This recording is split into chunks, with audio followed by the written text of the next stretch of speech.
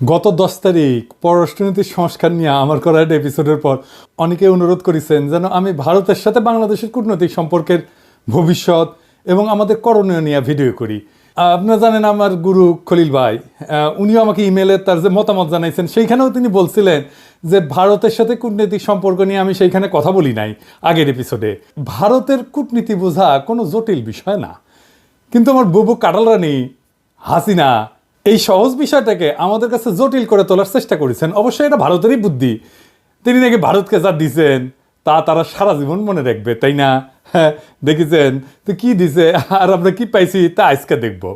এই ভিডিওটা শুধু আমাদের সরকারের জন্য না, কূটনীতিকদের জন্য না, বরং কৃষক, ছাত্র, জনতা সহ বাংলাদেশের সকল নাগরিকের জন্য গুরুত্বপূর্ণ। কেন?